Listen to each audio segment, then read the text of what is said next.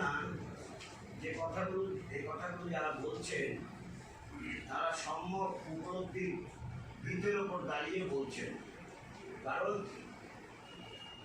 ISF শুধু ধর্মীয় সংখ্যালঘু প্রার্থী দাঁড় করাচ্ছে এরকম নয়।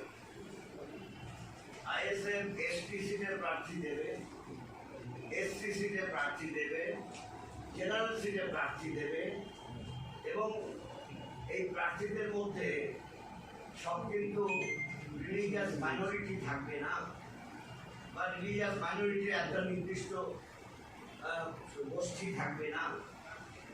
তার মধ্যে জেনারেল মানুষ থাকবে, ধর্মের বিচারে হিন্দু থাকবে, ধর্মের বিচারে গরিব তপশিলি থাকবে এবং এসটিও থাকবে।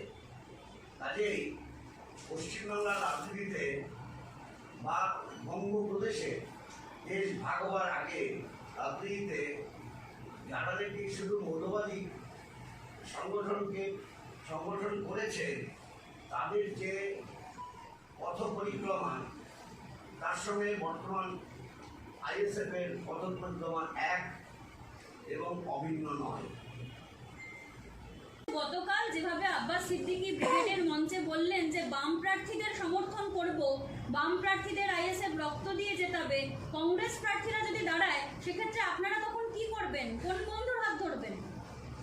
আইএসএফ যে কথা বলেছে, একটা বক্তব্য রাখতে যে বা প্রেসকে বলতে যে, সেটা তাদের পক্ষ থেকে আমি কথা বলতে পারি না, কিন্তু একটা কথা বলতে পারি, যখন সবার সঙ্গে বোঝাপড়া হয় তখন কমন কথা বলতে হয়। সেই উপলব্ধি তাদের নিশ্চয়ই হবে এবং যা বলেছে সেই বলাটা আর যাতে না চলে তার ব্যবস্থা নিশ্চয়ই তারা করবে।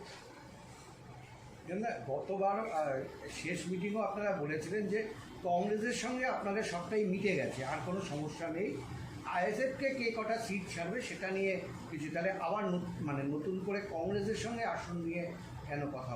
ব্যাপার হচ্ছে কতগুলো সমস্যা আছে। আইএসএফ নতুন করে যুক্ত হয়েছে, তাদের আসনের বোঝাপড়া করতে হচ্ছে।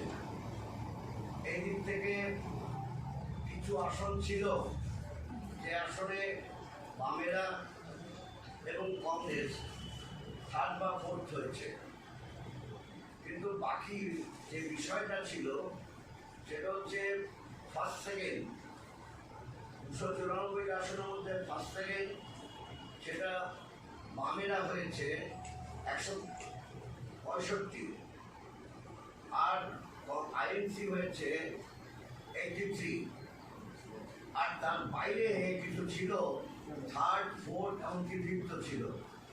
ফলে সেগুলো লোকেট করে তার সঙ্গে কথাবার্তা বলতে সময় লাগে।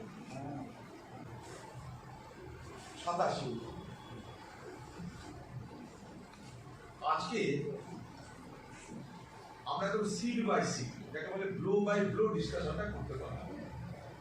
এক একটা সিট ধরে কোন সিটটা কার, কোন সিটটা কার, এই করে করে কংগ্রেস 92টা আসন সুরক্ষিত করতে পেরেছে। আমরা হয়তো আরো তড়িৎ গতিতে সমস্ত ফাইসালা করে আমাদের সিটের সংখ্যা আরো বাড়াতে পারতাম, হয়তো বামপন্থীরা বিবেচনা করত, কিন্তু মাঝখানে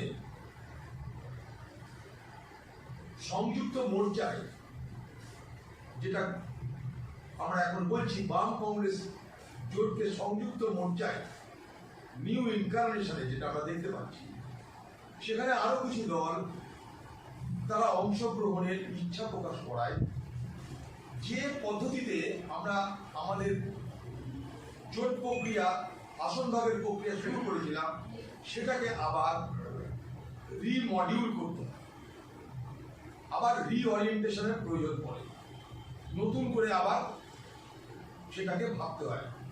স্বাভাবিকভাবেই যে গতিতে আপনারা সবকিছু সমাধান আমাদের কাছ থেকে আশা করছিলেন, ততটা আমরা না পারলেও আমরা কিন্তু 90 ভাগের উপরে পেরে গেছি। কংগ্রেস দলের পক্ষ থেকে প্রার্থী তালিকা হয়তো বলতে পারবো না, কিন্তু সিটের তালিকা আমরা কাল পরশুর মধ্যে দিয়ে দেবো।